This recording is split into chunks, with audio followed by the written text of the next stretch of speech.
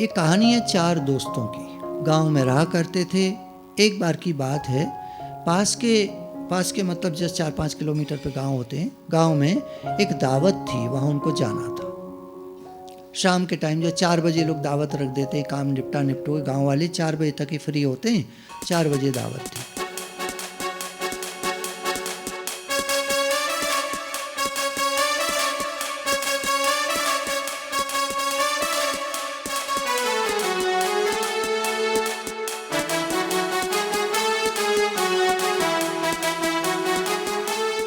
अचानक मौसम बिगड़ गया, जोर के बादल उमड़ आए और बिजली कड़कने लगी, बड़ी जोर, इतनी जोर की बिजली कड़कने लगी और चारों जो है डर गए। क्या करें। सामने एक झोपड़ी दिख गई, बिजली कड़क रही थी उसमें।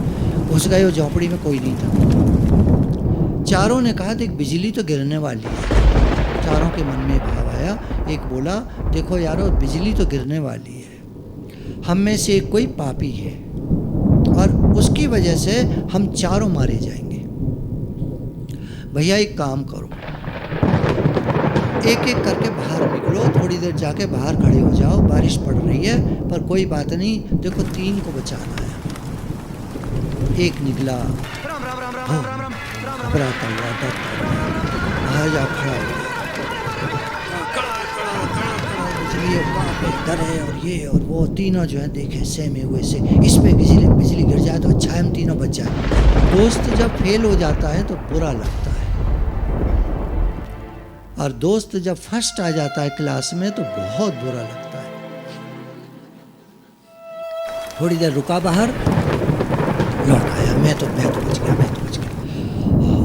दूसरे का नंबर आया, दूसरा गया, जाके खड़ा हो गया, कहाँ पे घबरावे। और वो तीनों कहें इस पे बिजली गिर जाए तो हम तीनों बच जाए।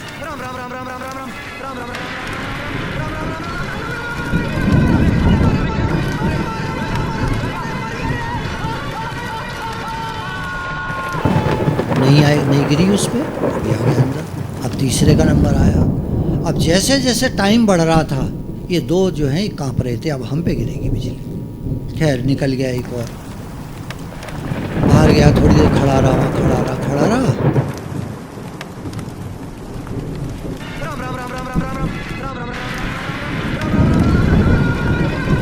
नहीं गिरी बिजली। अब वो भी आ गया अंदर। चौथे का नंबर, यही है पापी। देखो अब वो चौथे का जो नंबर आया, और हे भगवान, हे ना, सही कहा, 3 तो बच गए। अब चौथे का जो नंबर, अब उसको भगवान की याद आती है। अब ये चौथा भगवान को याद आता है। हे भगवान, एक काम करता हूँ, आंख बंद कर लेता हूँ, जो होगा देखा जाएगा। ओह हे राम,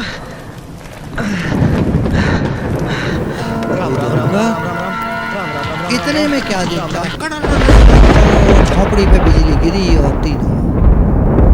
हमें तो यही सोचना है कि चारों बच जाए।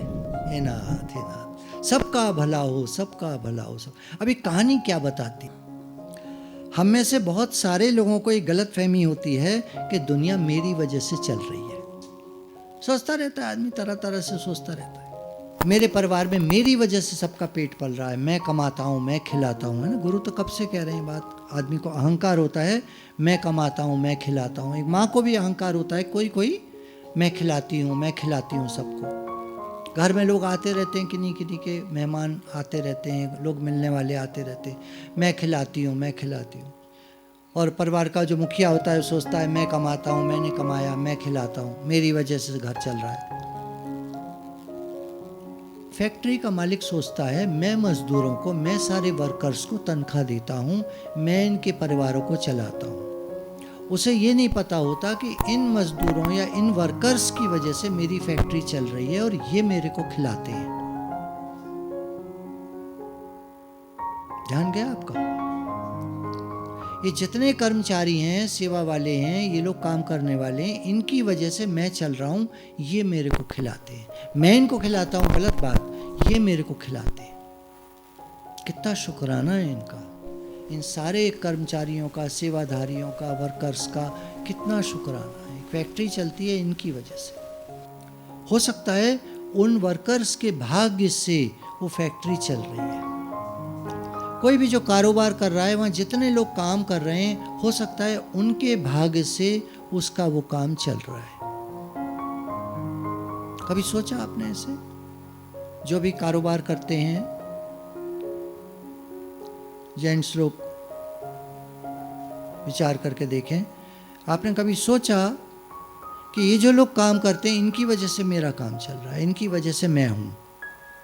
देखो, ये सब बातें सत्संग से मिलती हैं। अगर आप ऐसा सोच पाते हो तो सारे शुक्राने गुरु के हैं। और अगर नहीं सोच पाते तो आज से सोचना शुरू कर दो।